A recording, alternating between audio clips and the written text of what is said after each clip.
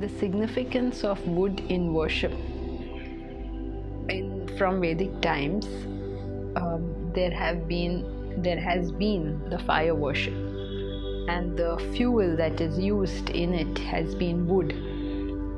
Now, wood itself is highly significant because it symbolizes something very unique and strange about the human personality. Every human being is a composite, is made up of spirit and matter. Spirit is the self, God, transcendental reality.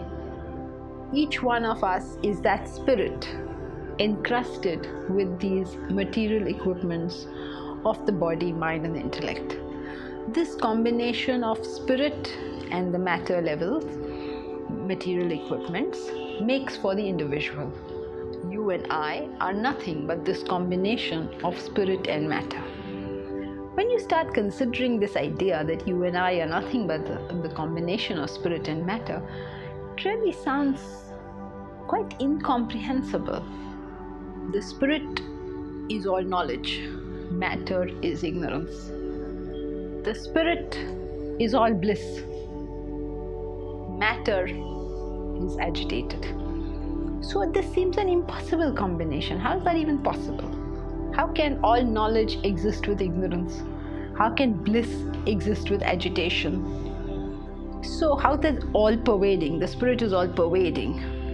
The matter is limited. How is this combination possible? It's an impossible combination.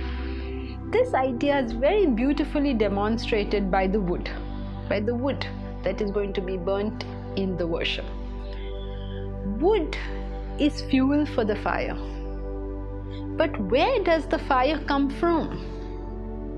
Very interestingly, if you were to rub two pieces of wood, the fire will start. That's how fire is created, by the friction between two pieces of wood. Was the fire introduced from outside? No. That means wood is an impossible combination of fire and fuel.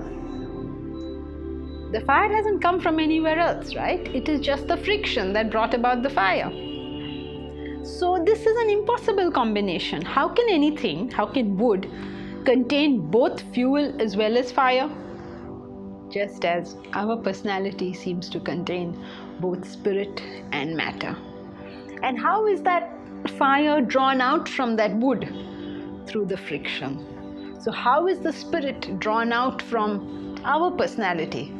Through the friction within us, meaning the reflection, the cogitating, the manana that we do.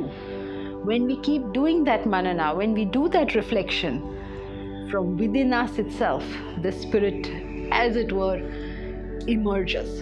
It's not come from anywhere else. We are not to obtain God. We are not to obtain Atman. We are not to obtain Brahman. It's not something that we don't have, which one day we will have. It is something that is right here, right now with us. But when that friction is applied, what is that friction? It is that thinking, that constant cogitating, that manana, that reflection. It's different from our life today. Today that friction isn't there. We are complacent. We are happy with everything. We are happy with our miseries. We are happy with our ignorance.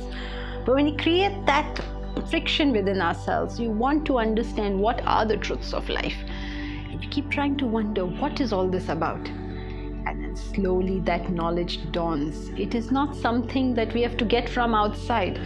It is not something that we don't have today and that one day we are going to have it. It's right here, right within us. The spirit is right here with us. God is with us at all times. But when we apply that thinking, that reflection, that manana, then that knowledge erupts. The fire erupts, as it were, and burns up the entire fuel of ignorance. And what is left with finally is the self alone, is that ultimate truth, is the complete knowledge and the complete bliss.